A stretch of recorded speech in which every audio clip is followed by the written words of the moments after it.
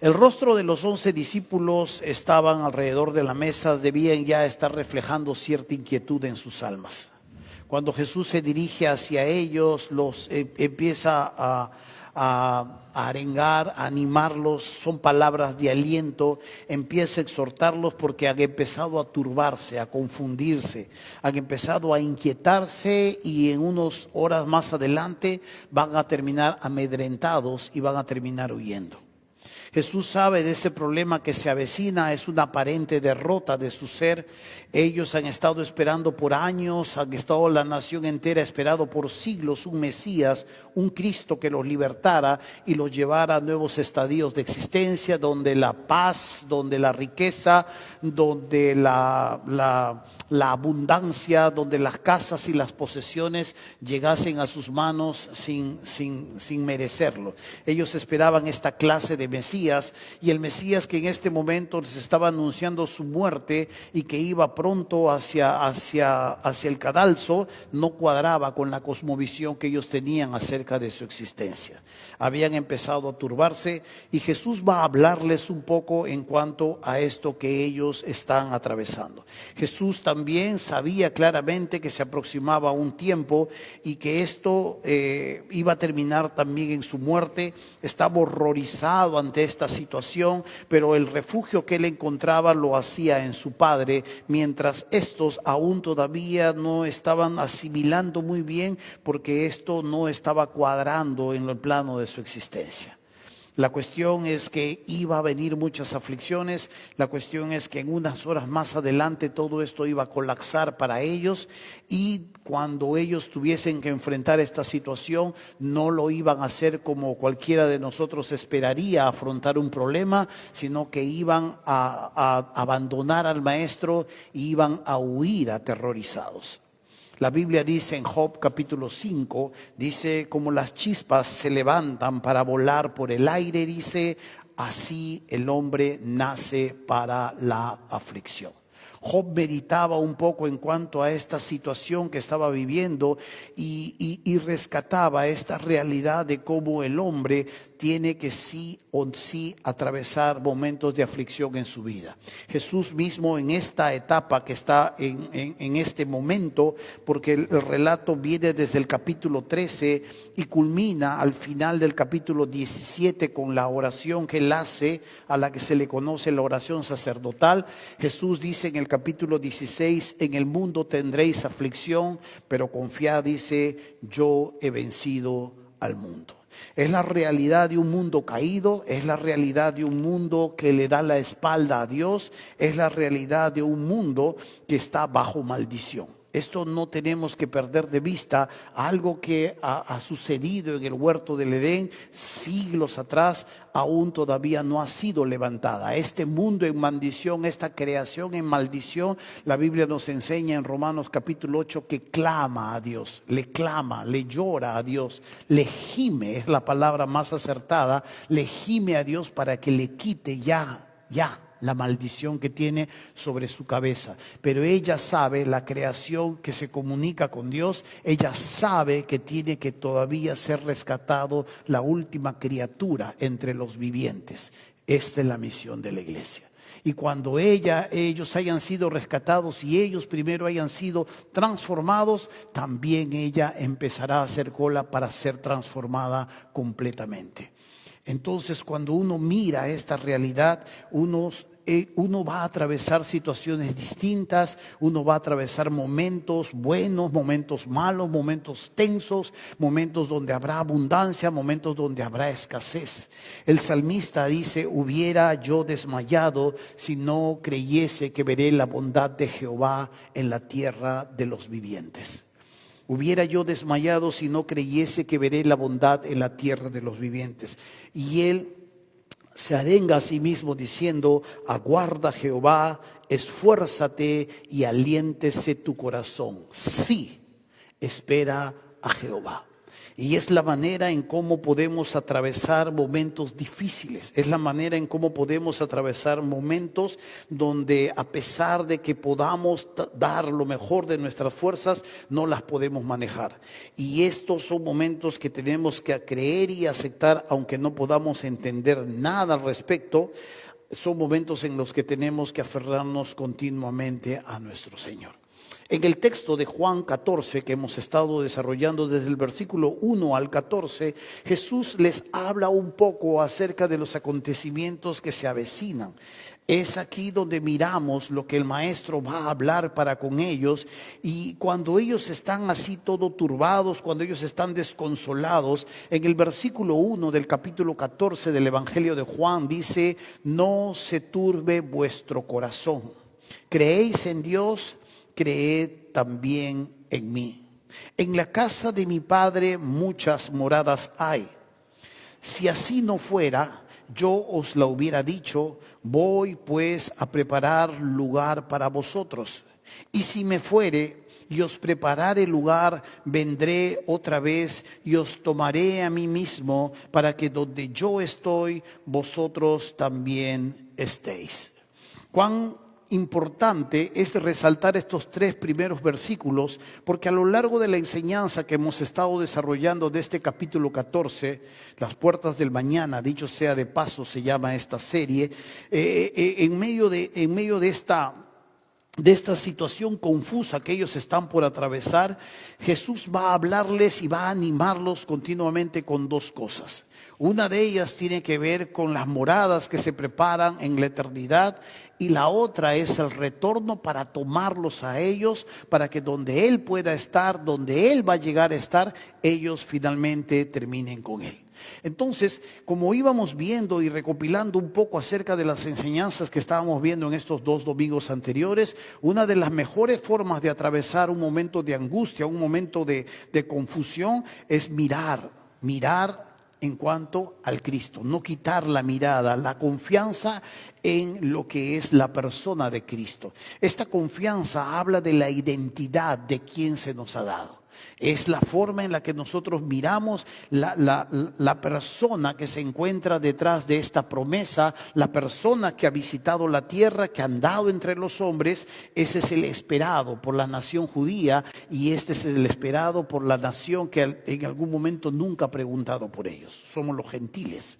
Nunca hemos preguntado por Él, no sabíamos. Nuestro Dios era el sol, nuestro Dios era el río, o en otros países el elefante o la rata, o el espíritu de su papá. Pero es por eso que a la samaritana Jesús le dice: la salvación viene de los judíos. Y cuando nosotros entendemos esto, tenemos que no dejar de mirar a ese Mesías, a ese Cristo prometido, en el cual vamos a hacer bien aferrarnos a su presencia. Lo segundo que tenemos que hacer es no dejar de confiar en el poder que hay detrás de esta persona. El que puede hacer que los vientos se detengan, el que puede hacer que los mares se calmen, el que puede multiplicar los panes, el que puede resucitar los muertos, el que puede sanar, el que puede enderezar un brazo, el que nos enseña a través de su palabra que es Dios entre los hombres, uno con su Padre, y se nos muestra claramente que hay un poder en Él. Reside la exousia, el poder por el cual Él puede crear todas las cosas, esa autoridad, pero a su vez también su dunamis, su poder creador, con el cual puede hacer que todas las cosas sucedan. Y cuando nosotros aprendemos a mirarlo así, descansamos más plenamente en Él. Jesús les habla ahora de una gran verdad. Les dice que sus corazones están turbados, pero que ellos ya creen en Dios, tienen que ahora creer en Él. Versículo 2 les habla de las muchas moradas que hay, y si es que no existiesen estas moradas, yo ya lo hubiera dicho. Esto va a agruparse con el versículo 6, donde Él proclama que es la verdad. No hay ninguna mentira en él. Si esto no hubiese sido una verdad, si esto no fuese cierto, yo ya lo hubiera comunicado, yo ya ustedes lo sabrían. Pero es muy importante entender que ellos no debían estar inquietos, aunque si nos pusiésemos en su lugar probablemente estaríamos haciendo la misma situación que ellos estaban en este momento haciendo. Inquietos, angustiados, confundidos. Y Jesús le dice: en la casa de mi Padre hay muchas moradas. Y esto debe traerles a ellos una gran alegría, un gran gozo, porque ahora Jesús va a hacer algo al respecto para que cuando regrese, les promete su retorno, Él se los lleve. Ahora, es muy interesante cuando uno mira la palabra morada. La palabra morada es monai. Muchas veces nosotros se les ha traducido como habitación o se les ha traducido como casa. Los padres de la iglesia, después de Pablo, cuando ya Pablo parte, Juan parte, los padres de la iglesia que continúan usan esta palabra monai, que es la palabra que se usa para el idioma griego, como etapas. Y los eruditos miran a esto como estadios en la eternidad, donde aquellos que aún todavía no han avanzado, en aquellos que aún todavía van a seguir perfeccionándose en el camino del Señor, van a tener que atravesar. Son momentos donde la Biblia nos muestra, en base a esta palabra, aunque el contexto no lo declara, que el perfeccionamiento aún todavía no ha culminado. Jesús, los padres de la iglesia usaban esta palabra para mostrar que de alguna manera aún todavía nuestro crecimiento tenía que seguir sosteniéndose frente a un Dios infinito. Y es muy interesante, yo quiero recalcar la palabra interesante acá, porque esto contesta mucho al perfeccionamiento probablemente que muchos de nosotros aún todavía necesitamos ser sumidos. Por ejemplo, el ladrón en la cruz, uno dice: ¿y cómo este hombre, si no ha hecho nada al respecto y de pronto ya está en el cielo, conmigo estarás en el paraíso? O cómo este cristiano que probablemente más me parecía que no era cristiano, que una vez estaba así, la otra vez estaba acá y la otra no, una con Dios, una con el diablo, una con Dios, una con el diablo, una con el mundo, una con la iglesia. ¿Cómo se puede explicar? Nosotros como cristianos explicamos: probablemente no era salvo. Y es muy fácil señalar a las personas y decir: probablemente no, nunca ha sido cristiano. Pero la Biblia nos enseña que hay todavía un perfeccionamiento. Seremos enseñados no solo aquí en este mundo, sino que aún todavía hay muchas etapas en las cuales hay todavía un aprendizaje en ese Dios que va revelándose. Es más, cuando uno mira las Escrituras se va a dar cuenta que los ángeles en este mismo momento en el plan de redención están siendo enseñados. Ellos todavía no terminan de conocer a Dios. La Biblia por eso nos dice que nosotros, la iglesia, vamos a juzgar a los ángeles. Este es un texto oscuro. Es un texto oscuro, pero la iglesia juzgará a los ángeles y los ángeles en este mismo momento están aprendiendo del interactuar de Dios con la iglesia, van aprendiendo de él. Ellos no conocen, por ejemplo, algo que nosotros conocemos en gran medida acerca de la gracia y la misericordia de Dios. No la conocen. Ellos no conocen este atributo que Dios se muestra paciente. Ellos fueron confirmados en santidad y los que cayeron habiendo deleitados en el Creador, en el Señor, fueron simplemente confirmados en iniquidad. Cayeron. Pero en este mismo momento, cada uno de nosotros vamos siendo perfeccionados, vamos creciendo, vamos conociendo al Señor. Y es por eso que hablábamos la semana pasada que aún todavía nosotros estamos en la antesala. El partido aún todavía no se ha iniciado. El pito inicial del partido no se ha dado. Cada uno de nosotros estamos en calentamiento y Dios está usando este mundo que de alguna manera es adverso a los hijos de Dios hacia una preparación. Y en los diferentes estamentos, en los diferentes estadios, en las diferentes formas en las que Dios ha decidido perfeccionarnos, vamos aprendiendo y vamos siendo perfeccionados y vamos siendo enseñados por Dios. Es aquí donde nosotros vamos a conocer a dos tipos de cristianos. Es aquí donde se va a mostrar los cristianos que de alguna manera en este capítulo se muestra que están interactuando con Dios. En el versículo 4 Jesús le dice a sus discípulos: ¿y sabéis a dónde voy? y sabéis el camino. Le dijo Tomás, aquí viene el primero: Señor, no sabemos a dónde vas. ¿Cómo pues podemos saber el camino? Tomás empieza rápidamente a preguntar acerca de cómo Jesús puede decirles que ellos saben a dónde vas si ellos mismos no saben a dónde está yendo.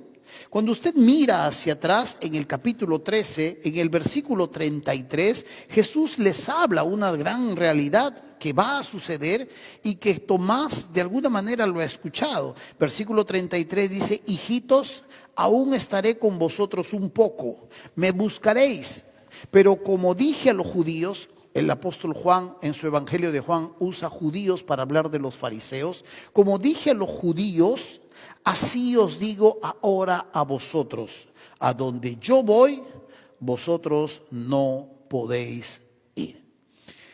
Tomás lo había escuchado, Tomás lo sabía. Jesús les había dicho que se iba, pero que ellos no iban a poder ir con él. A los fariseos también les había hablado de que esta iba a ser una realidad en su vida, pero Tomás era aquí la persona que está preguntando exactamente cómo va a ser todo esto. Tomás es este hombre lógico. Esa es la persona que tiene que entender claramente y comprender las cosas claramente para poder creer.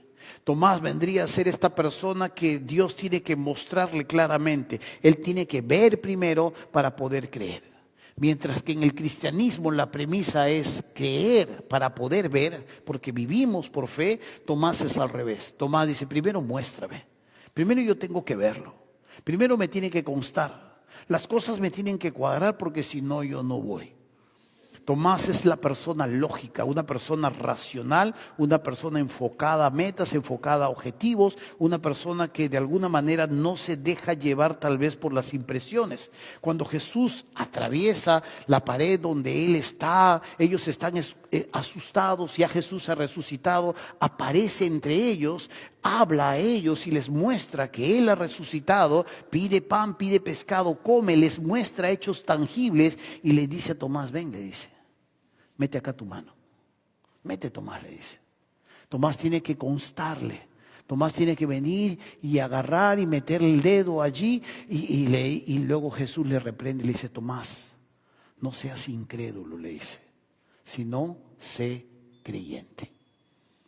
Tomás tenía que vivir por vista. No cuadraba con su cosmovisión. Si algo no cuadraba y si algo no encajaba lo que él creía que debía hacer, no juego. Considérame fuera. Tomás no podía andar en el terreno de lo sobrenatural. Y esta es una parte de creyentes que no pueden seguir a Dios si las cosas no se acomodan a como ellos quieren que Dios actúe. Son aquellos que traen a Dios y lo fuerzan a entrar de acuerdo a la cosmovisión que ellos manejan. Y Dios tiene que adaptarse, Dios tiene que amoldarse, Dios tiene que jugar la jugada que ellos hacen.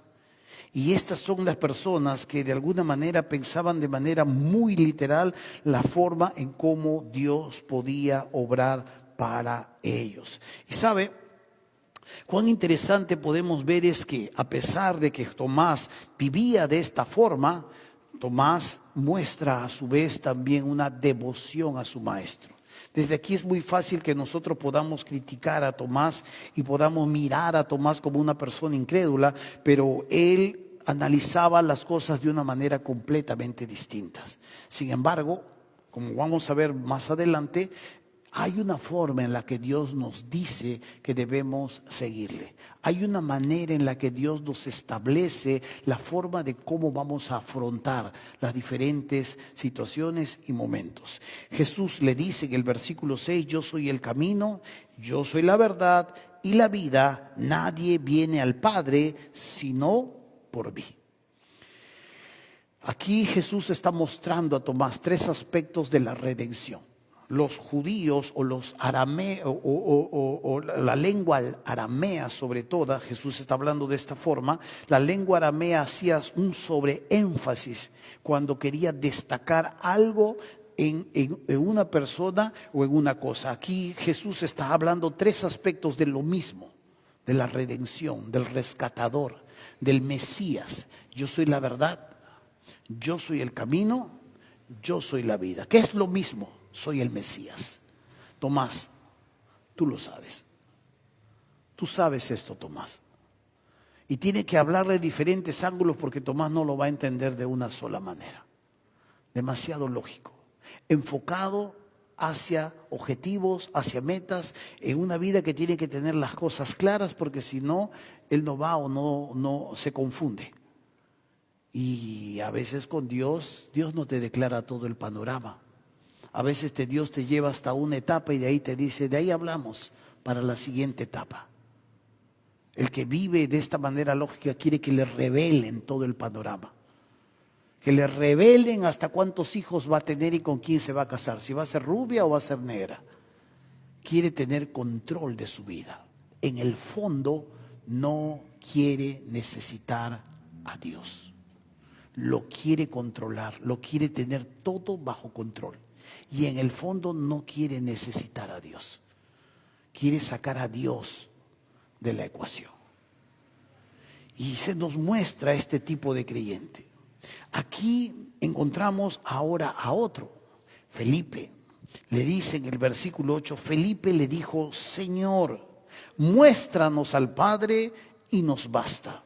Jesús le dijo, tanto tiempo hace que estoy con vosotros y no me has conocido, Felipe.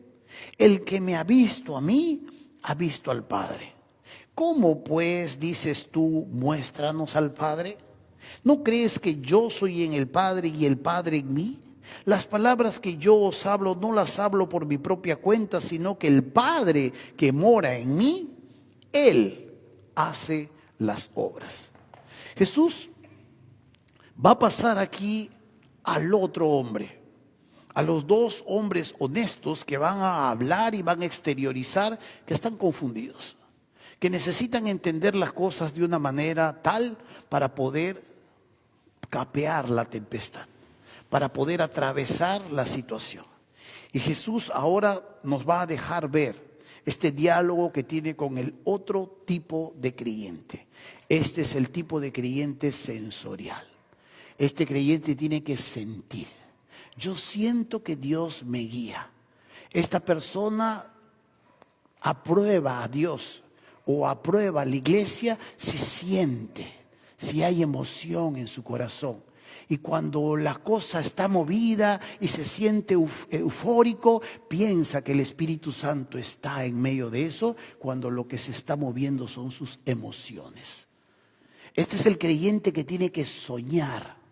Este es el creyente que tiene que de alguna manera tener una visión. Dios tiene que mostrarle de alguna forma concisa y decirle, esto es lo que va a suceder. Una voz desde el cielo. Y la palabra no tiene tanto asidero. Más asidero tiene sus impresiones, más asidero tiene lo que siente, más asidero tiene lo que sospecha. Este es el creyente que vive bajo las sensaciones. Felipe, al decirle muéstranos al Padre, está buscando una teofanía. Quiere en ese momento un milagro. Quiere que la cara de Dios se aparezca en el cuarto. Esa palabra es bien fuerte porque está buscando eso. Quiere una experiencia y quiere de parte de Dios que le muestre. Y con eso está arreglado el asunto, le dice a Jesús. Con eso nos basta, le dice. El asunto queda ahí, le dice. Y este es el otro tipo de creyente, como le digo, que vive bajo la sensación, que vive bajo las motivaciones, que tiene que temblar, que tiene que balbucear para entender que el Espíritu Santo está ahí. Va más allá de las Escrituras, va más allá de lo que Dios ha dicho, le comanda sus emociones. Y estos dos creyentes van a atravesar una tempestad, para atravesar un momento difícil, va a ser muy difícil para ellos. Porque si en ese momento está muy triste, qué difícil va a ser que se sienta contento y eufórico. O si está muy triste, qué difícil va a ser que su raciocinio le lleve a mirar un poco más allá del momento. La manera en cómo Jesús enseña que debemos capear las tempestades o capear las diferentes pruebas que vienen a nuestras vidas están reveladas, están puestas. Pedro reflexiona un poco de esto en su carta cuando la escribe más adelante. Y Pedro dice algo así.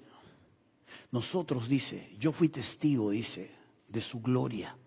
Yo escuché la voz que del cielo se habló, dijo. Este es mi hijo amado en quien yo me complazco. Pedro perteneció a esos tres que Jesús se los llevó al monte y se transfiguró. Pedro vio a Jesús brillando. Y cuando Jesús estaba brillando, ellos buscaron hacer unas enramadas porque estaba Elías y Moisés. Y buscaron hacer algunas chocitas para que pasaran la noche. Y cuando reaccionan, ellos ya no estaban. Y Jesús le dije, no se lo vayan a decir a nadie, ni siquiera a sus compañeros que se habían quedado en la planicie. Ellos habían subido hacia el monte y Jesús allí se había transfigurado. Y Pedro está haciendo alusión de este momento. Y Pedro dice, yo vi, yo escuché, experiencia, sensación. Nadie se lo podría negar a Pedro. Pero ahí Pedro dice algo bien interesante, habiendo aprendido ya que esto no sirve contra el diablo. Jesús le dice a Pedro, Satanás te ha pedido para zarandearte como a trigo, pero yo he rogado que tu fe no falte. Y Pedro sabe. Y Pedro dice, el diablo anda como un león rugiente buscando a quien devorar. Así que hay que ser sobrios, equilibrados, estar vigilando, dice. Y Pedro sabe que todas estas experiencias no sirven cuando viene un ataque, cuando viene un momento de presión. Y Pedro dice así, yo oí eso, a mí nadie me lo va a quitar. Y es cierto, pero dice, tenemos la palabra profética más segura, en la cual hacéis bien en estar atentos. Él compara la sensación y la experiencia y la compara con la Biblia. Y dice, esto pesa mucho más. Esto tiene mayor peso. A eso vamos. Cuando Tomás y cuando Felipe están buscando que Jesús les asegure algo, lo que no están tomando en cuenta son sus palabras. Jesús le acaba de decir en el versículo 2, oye, me voy, preparo y vengo para que estén conmigo. Sí, pero muéstranos cómo vamos a hacer las cosas. No la están tomando tan en serio. No es algo que en ese momento ellos están apreciando. Por eso es que Jesús va a hablar algo muy interesante acá, que también tenemos que tomar el consejo. Le dice acá, en el versículo 4 del 14, dice, ¿y sabéis a dónde voy? ¿Y sabéis el camino? Le dijo Tomás, Señor, no sabemos a dónde vas, ¿cómo pues podemos saber el camino? Jesús le dijo, yo soy el camino y la verdad y la vida. Nadie viene al Padre sino por mí. Y aquí viene una palabra interesantísima. Si me conocieseis, también a mi Padre conoceríais. Y desde ahora le conocéis y le habéis visto. Hay una palabra que se repite ahí, conocer. La palabra conocer tiene que ver con ginosco. En el idioma griego es ginosco, que no tiene que ver con que solamente yo sé algo acerca de una cuestión. La palabra ginosco tiene que ver con algo que empieza a conocer a alguien y empieza a desarrollarse una relación. Cuando yo empiezo a conocer a una persona, yo no solamente sé quién es esa persona. Yo puedo mirar desde un ámbito superficial quién es y puedo deducir algunas cosas. Pero para poder yo conocer verdaderamente a esta persona, tiene que empezar a establecerse un vínculo más estrecho. Y esta es la palabra ginosco. Algo que empieza a desarrollarse como un vínculo más estrecho, más profundo, de donde empieza a extraer la persona verdades más profundas acerca de Él. Digamos al varón, me invita a su casa, yo acá lo puedo ver que viene a escuchar la Biblia, pero en su casa yo empiezo a conocerlo mucho más. Empiezo a verlo cómo trata a su hijo, cómo trata a su esposa, cómo tiene su casa, sus prioridades. Conversamos más que solamente cruzarnos por la iglesia y decirle, Dios te bendiga, varón. Que te vaya bien. ¿Cómo va todo? Bien. ¿Y a ti? Bien también. Pero lo conozco. Pero es tan superficial. Esa es otra palabra en el idioma griego que es aido. Pero la palabra ginosco, conocer, tiene que ver con establecer una relación más profunda, más estrecha, que crece, que se alimenta, que profundiza. Y si tú conoces a Jesús con solamente tus devocionales de 5 minutos en la mañana, o tu oración poniendo tus peticiones de lo que necesitas para que te dé, es poco probable que conoces de Él. Muy poco. Si no hay una iniciativa de profundizar en su ser, de saber quién es, de saber qué hace, de saber qué es Él, qué hay detrás de Él, estás viviendo en la superficie. Y esto es lo que le está diciendo en este momento Jesús a Felipe o a Tomás. Si verdaderamente me hubieras conocido, si verdaderamente tuvieras un conocimiento más acertado en cuanto a mí, es lo que le está diciendo. Y aquí le dice, no niega que ya lo conocen, versículo 7, dice, si me conocieses, si hubieras aprendido a conocerme o si hubieras venido a conocerme de una manera más precisa, le dice, también a Dios lo conocerías. Pero le dice, desde ahora le conocéis y le habéis visto. Pero ya está. Este es lo hermoso de nuestro Señor. No nos chanca más allá de lo que debería chancarnos.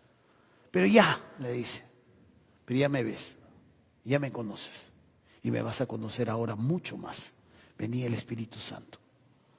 A diferencia de Tomás, a diferencia de Felipe, nosotros deberíamos conocerlo mucho más que Tomás y mucho más que Felipe.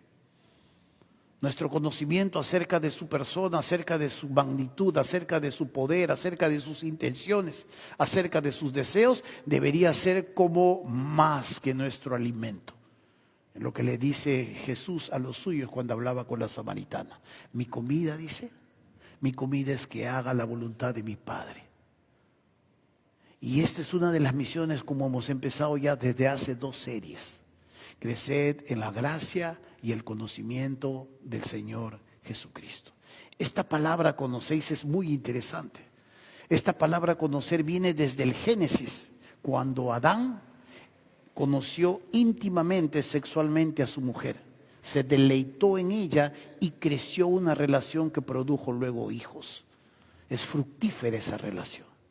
Esta es la palabra que no tienen los falsos maestros. Aquellos que dicen, Señor, le dice, en tu nombre echamos fuera demonios, en tu nombre hicimos milagros, en tu nombre profetizamos, Señor. Y Jesús les va a decir, nunca los conocí. Apartaos de mí, hacedores de maldad. Esta palabra ginosco es nunca los conocí. Yo nunca he tenido una relación estrecha con ustedes, le va a decir. A un costado.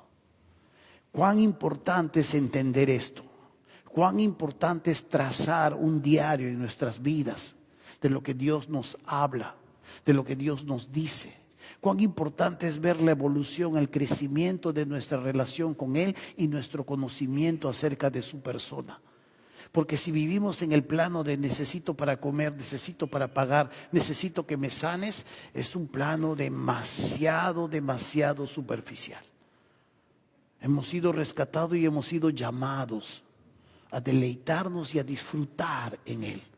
Él es el máximo sentido de nuestra existencia. Pero si nuestro plano existencial está solamente en las necesidades y en cumplir algunas cosas con Él, olvídate. Es por eso que continuamente repito esta frase, nos estamos perdiendo la fiesta, nos la perdemos. Y es por eso que cuando Jesús habla luego con Felipe le dice, versículo 11, creedme que yo soy en el Padre y el Padre en mí, de otra manera, creedme por las mismas obras. De cierto os digo, el que en mí cree, las obras que yo hago, él las hará también, y aún mayores hará, porque yo voy al Padre. Y todo lo que pidiereis al Padre en mi nombre lo haré, para que el Padre sea glorificado en el Hijo. Si algo pidieres en mi nombre, yo lo haré. Pedro sabía que no debía quitar la mirada del Señor. Cuando pidió a Jesús caminar sobre las aguas, sabía que el mar estaba embravecido, que el viento golpeaba, pero cuando se sacó de la cabeza que el que estaba caminando sobre las aguas no era un fantasma, sino era Jesús, pidió: déjame caminar también a mí. Y cuando empezó a caminar mirando a Jesús, el único momento en que se empezó a hundir es cuando empezó a sentir las olas y las sensaciones que la aflicción produce. Y empezó a hundirse. Jesús tuvo que estirar la mano y sacarlo de ese momento donde se hundía. De alguna manera perdió de vista lo verdaderamente importante. Hace muchos años atrás, estoy hablando ya más o menos unos 19 años atrás, cuando las Navidades nos reuníamos en familia, la parte de mi madre, de mi familia, mis hermanas, solo habían 2 hijos todavía ahí. Uno de ellos tenía 2 años, Santiago, que es el mayor de los nietos, y el otro era menor, era más chiquitito, que es Matías. Los otros todavía no existían. Y estábamos ahí, y en ese momento sus padres querían regalarle, le iban a regalar una bicicleta para un niño de 2 años. Y habían escondido la bicicleta en el cuarto, adentro del cuarto, y cuando Santiaguito saliera y se desenvolvían los regalos, sus padres iban en sorpresa, le iban a sacar la bicicleta del cuarto y él la iba a mirar y iba a descubrir una bicicleta que sus padres con tanto ahínco y con tanto amor se lo estaban comprando. Y tuvieron una mejor idea. Empezaron a ponerle globos con palitos, la amarraron con cinta masking tape. La bicicleta quedó adornada con muchos globos y serpentinas. Y cuando empezaron la repartición de los regalos y los intercambios que se hacían en ese tiempo, luego le tocó a Santiaguito y empezaron a sacar la bicicleta y se la mostraron. Mira, Santiaguito, tu regalo. ¡Guau! Santiaguito miró la bicicleta, corrió hacia la bicicleta emocionado, una enorme sonrisa había en su rostro y se agarró de los globos. Agarró un globo, agarró otro globo y empezó a abrazar los globos, y los globos para él era la felicidad. Y la bicicleta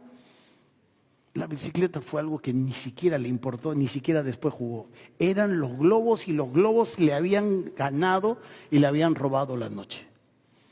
Así somos a veces. Dios tiene para nosotros grandes cosas.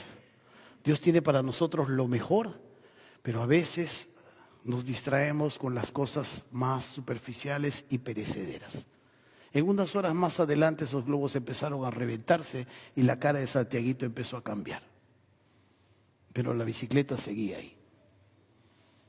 Y a veces perdemos de vista lo que Dios verdaderamente nos lleva, hacia dónde nos enfoca, hacia dónde queremos ir. Y el plano de nuestra existencia muchas veces se basa en cosas tan, pero tan superficiales. Crecer en la gracia y el conocimiento de nuestro Señor va más allá de solamente pasar unos minutos con Él.